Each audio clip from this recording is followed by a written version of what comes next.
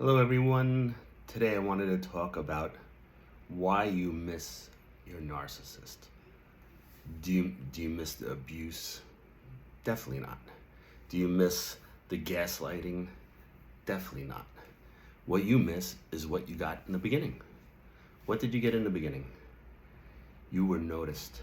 You were appreciated.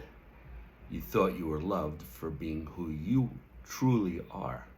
And that has to do with the love bombing stage. The love bombing stage is when they admire you, they tell you how great you are, they point out all the things that you specifically do, they love the things that you love, they make you seem heard for the first time, they make you seem noticed, they make you seem special because the things that make you who you are, they really start to inflate. So what are you falling in love with? Who are you falling in love with? Are you falling in love with them? Or are you falling in love with a reflection of who you are? Because you have to remember, the narcissist does this to everybody. For them, nobody is special. In the beginning, that person's made to seem special because that person's giving them fuel and supply, and they need to mirror in order to get you and to wheel you in, because they don't have a sense of self. Inside, there's this darkness and emptiness that is a void that can't be filled. It's like a bottomless pit. So what they do is they mirror you. Anything you say, they repeat in similar words. Anything you like, they like. The things that you're into or you love, they might not be into it, but they'll say that they are, they've always been interested in it. So next thing you know, when that narcissist is out of your life, you want them back. And it's not that you want them back, you want you back.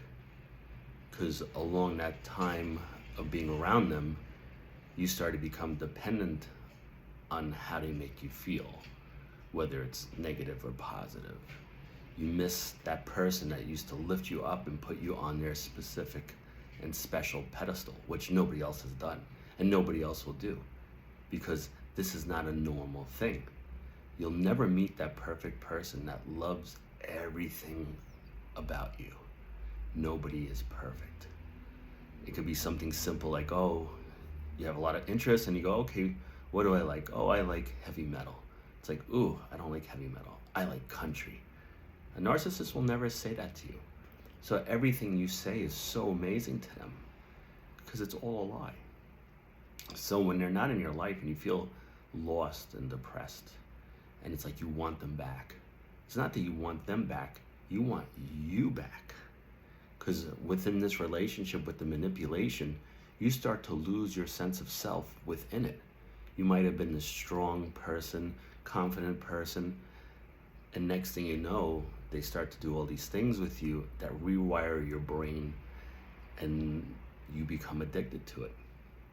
And then when they start to devalue you, you're hoping that you could behave and become something that they want again. So when they give you those little breadcrumbs and you're like, oh, okay, I'm so good, they like me again, they care about me again, I'm gonna get that special person I fell in love with back, but that person never existed. And then the abuse again. But the thing is, once they finally leave you or you leave them because you got fed up with it, you feel this sense of loss. You feel like your soul's been ripped out of your body and you don't know who you are. Meanwhile, you never had this problem before. This is actually normal when you're in a narcissistic or cluster B relationship. They do this to you. They rewire your brain.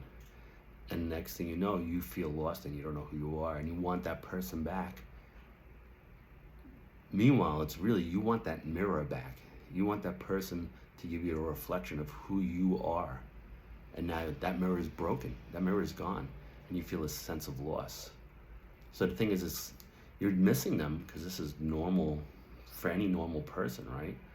But the person you fell in love with didn't exist. They're a hole of mirrors. Whoever appears in front of their mirror in the future that they're trying to get, they'll mirror the same way. So that person will never be special But if you are stalking them and checking out their social media, you're going to feel like, oh, this person's going to get the person that I never got. There is no person there.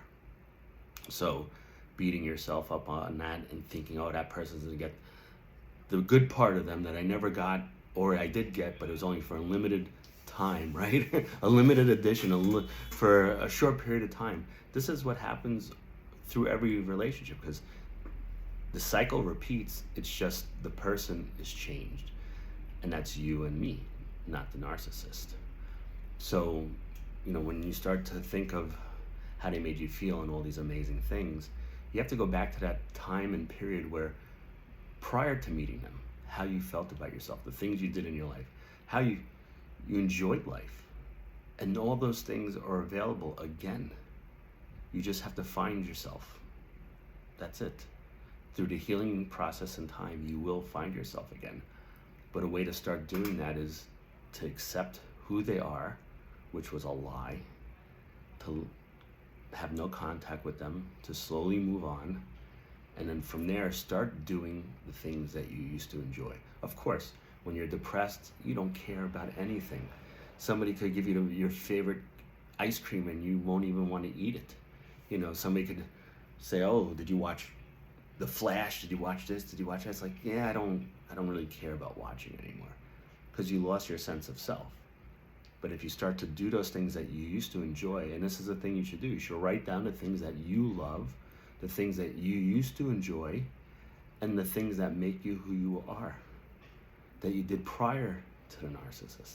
And you might have done it with them because they wanted to learn about you so they could manipulate you. But even if you don't feel like doing those things, just do them. Even if you have a handful of things, do once, twice a week. Just do it. Even if you're not feeling it, if you're like, oh, I don't care, just do it. Because eventually you're going to find joy in those things again, because those things are the things that made you who you are. And eventually you'll start to break out of that place of depression and sadness and darkness, which they left you in. And then after a while you go, wow, these are the things I used to really enjoy and love. And it's like, I let them take that away from me. I let them take myself away from me, because I became so dependent on them. And this is what they do. This is just what they do. So the person that you fell in love with, that mistreated you, destroyed your sense of self-esteem, or whatever it may be, it's like, that person's gone. So now you have to move on. And you have to realize the person that they were after was you, because you had something to offer. You had the light, you had love, you had empathy, you had kindness, you had compassion, you had something that they'll never have. And that's still within you. So the thing is, you have to uncover it by discovering it again. And by discovering it again, you can uncover it and you can start to live life again. And it's just doing the things that you love. Even if you don't feel like it, just start trying. And eventually you'll start doing those things again, and you'll start meeting new people that love and enjoy those things also. And then you'll build friendships, and you'll have a new connection and with healthy people.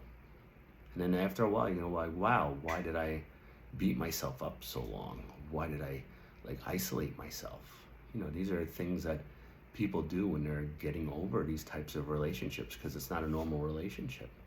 But the person that you are is a beautiful person. You deserve to be loved. You deserve to be treated right and correctly. And those things were taken away from you by this mentally ill person, unfortunately. It's called a personality disorder for a reason. So, when you think about the whole love bombing thing, who did you fall in love with? A reflection of yourself. So if you thought that person was so amazing and so great, that person is. You just don't need somebody else to verify it. You don't need somebody else to confirm it. You have to believe in yourself and start treating yourself right. And if you start doing the things that you used to love and you connected to, and you're doing it from your heart, other people will notice that, and you'll draw the right people into your life. And then you'll realize that that person wasn't the right person for you. That them manipulating you doesn't mean that they cared about you. Them devaluing you doesn't mean that you're imperfect. They just started to hate you for being something they can't be. And then they made you think that you can't be that to yourself either. And this is where everything falls apart. So, this is the time of year where it's a little difficult because of the holidays and stuff. But be kind to yourself.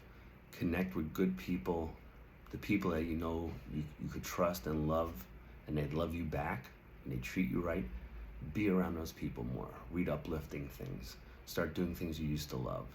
And hopefully within a short period of time, you'll find yourself again, and you'll discover that there was nothing wrong with you to begin with.